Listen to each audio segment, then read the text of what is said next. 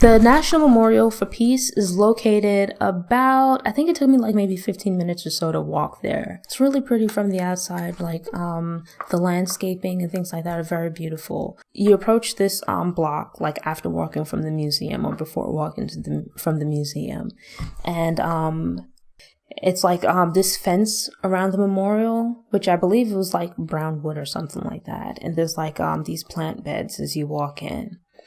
And at the time that I walked in, the museum had just opened, so they were still doing like some landscaping and stuff like that. And you walk into the museum, it's like this really nice big, I would say panel, but that might not be the word for it, you know, and you come into the ticket counter and you walk on in, and then when you first get into the memorial, they're like these sculptures, which I love sculptures, so that was something that I enjoyed. They're like these sculptures around the perimeter. I want to say there are like 4 of them or something like that. The first one that I came across was like, I think it was like 4 or 5 slaves who were chained together. And it's like each one of the people chained to the others features like a different facial expression. And from my perspective, or in my interpretation, featured like a different archetype or person type from the history of slavery.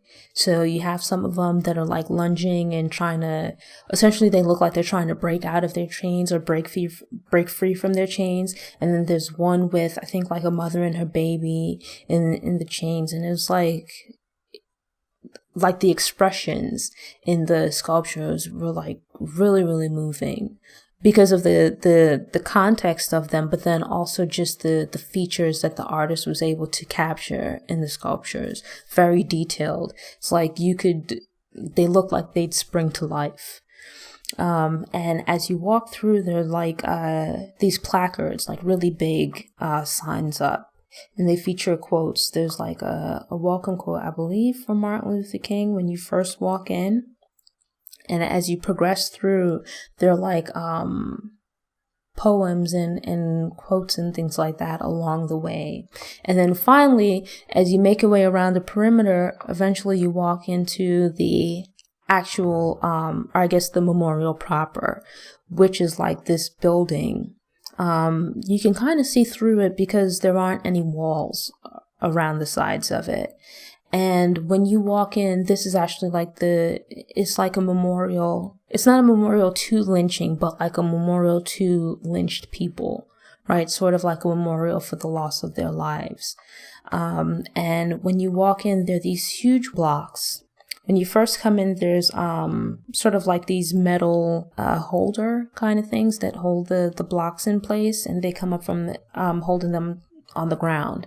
And essentially, there's like a county name and then a list of the names of people who were lynched, and where possible, the names and dates of the people who were lynched. So it would be like the name of the victim of lynching, the date on which they were lynched.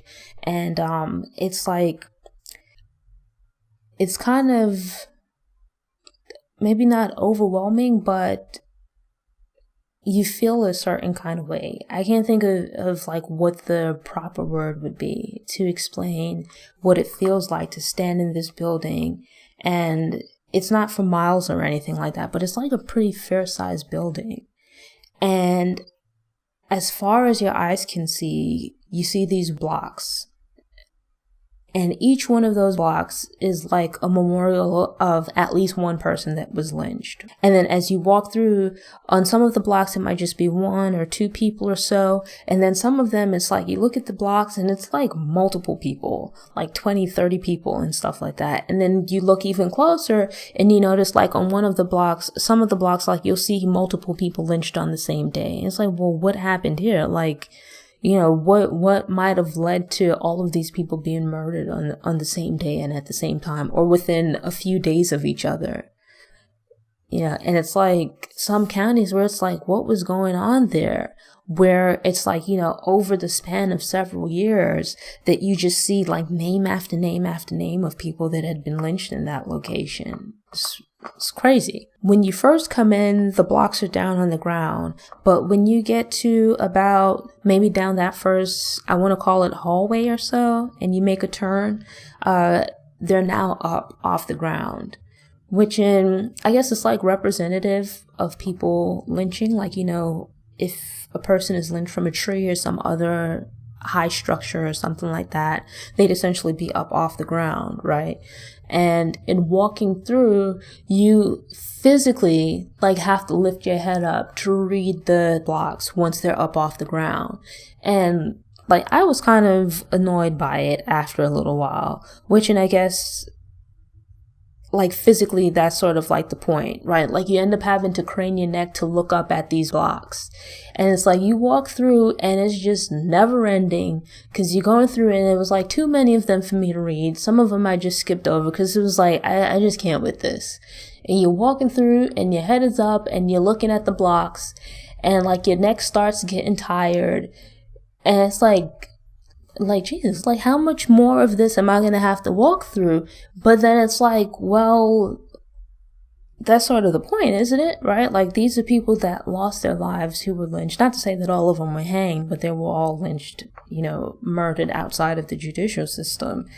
And it's you walk through and it's sort of it's a visual representation of their loss of life, but then it's also physical representation, right? Because you crane your neck to look at all of these blocks, and it's my God, how much more can there possibly be?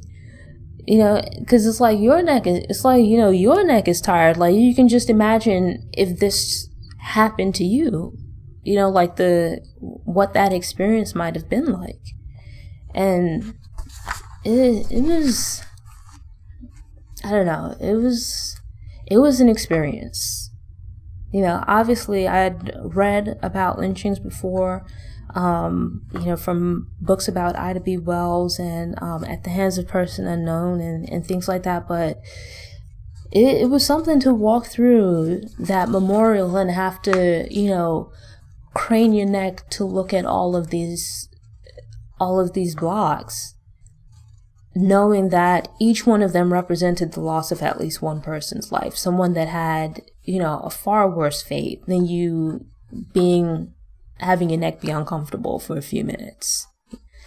But the memorial, it took me a while to walk through. I think about halfway through there were placards and I think it was dotted lines to some of the blocks that explained the reason for why these people were lynched. Some of them were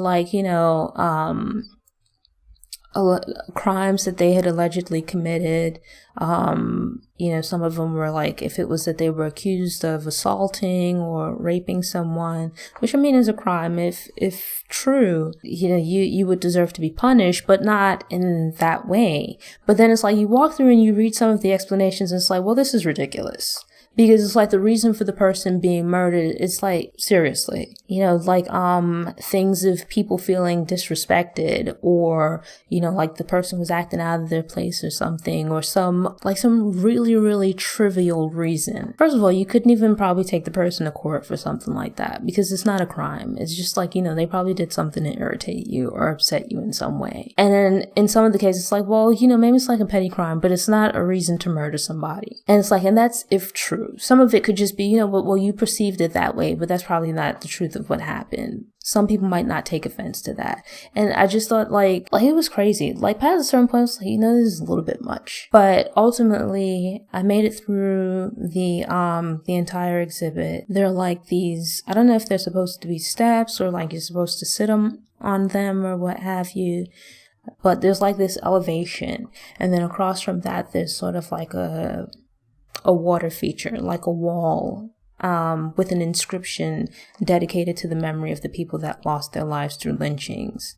And it's just really beautiful, which I felt it was a very nice touch. You have this building that's dedicated to something so ugly and inhumane. But then within that building, within that memorial, there's this thing dedicated to these people that lost their lives. I thought that was a really, really nice touch. And it's like, you continue on through the exhibit. At that point, it actually opens up and you don't feel quite so closed in. Because, like, the space is open, but because of the hanging blocks, like, you can see, but it feels a little bit closed in and a little bit dark at some points. And you walk into that area and it feels more open. There's more light. And the ceiling is actually, it might not be higher, but it felt like it was higher. And so you just feel like you have a lot more space. Like you can take a breath at that point. When you get on through to the end of the memorial, the blocks essentially repeat themselves. And it's my understanding, I think I saw like an interview about the memorial afterwards, where you have the hanging blocks that are a permanent part of the memorial. But then when you get to the outside of it, when the memorial seems like it's over, you then see like there's a duplication of the blocks. So the very same blocks that you saw inside, there's like a duplicate. And essentially, each one of those blocks is now lying on its side next to another block. And it's the same thing where it's separated by county, and then you have the list of names on it. And if I'm remembering correctly, the explanation that I heard from the interview, I can't remember who it was that was interviewed, is that they were explaining that the intent is that each one of the counties where like the lynchings took place, that they would eventually over time come and claim their block, right? So essentially it's like they would claim the role that their county played in this history, right? So the role that, I mean, obviously those people likely weren't even alive when these lynchings took place. So it's not like they're personally responsible, right? But that they, on behalf of their community, they would claim, this block, this memorial to the people that had lost their lives in their community, that had been murdered in their community. And, I think it's a pretty like interesting concept. Like I've been to a few museums recently where they're sort of like living museums where there are things brought in and taken out. So, over time, the experience of going through the museum sort of changes, right? Like it's this ever evolving thing. Not necessarily that they have new exhibits moving in and out, but like in the instance of the memorial, where it's like the intent is to have these communities come and essentially claim their role in lynching. Well, not their role, but claim their community's role in the loss of these people's lives. Over time, should those communities actually come and claim these blocks, if you go back like 5 years later and people have claimed them, there's going to be less of those blocks out in the courtyard, right? So you'd have a different experience several years from now versus the experience someone would have having visited immediately after the opening, which is, sort of like an interesting touch. It makes it a little bit different, gives you a reason to go back and check it out. Overall, I enjoyed the museum. I definitely recommend it. I think that it could be a bit much for people. The memorial, although it's dedicated to lynching, like it doesn't feature any photos or videos of lynchings. So I think that's easy enough to move through if, you might be a little bit squeamish and images of violence make you uncomfortable. I think you'd still be able to get through the museum. It might be a bit emotional for you yet still, but I don't think it would be something where, like you'd fall apart and wouldn't be able to get through it unless, maybe if you're sensitive to that degree, or you had a family member that was a victim of something along those lines, that was a victim of lynching. Thank you for tuning in, and I know I might have been a little bit rambling at points, but hope you enjoy the video. Thanks again for tuning in, and I hope you return to watch future episodes. For more information about Noire Histoir, visit the Noire Histoir website. There you'll find text, video, and audio for each episode all in one place. Subscribe to the Noire Histoir newsletter to get fresh content delivered straight to your email inbox. You can also subscribe to the Noire Histoir YouTube channel for videos. If you're enjoying the content but would prefer to listen to audio, you can subscribe to the Noire Histoir podcast via iTunes, Apple Music, Stitcher, Spotify, Google Play, and SoundCloud. If you subscribe, please also take a few minutes to rate and review the show in iTunes. Follow Noire Histoir on Facebook, Instagram, and Pinterest. Enjoy the rest of your day.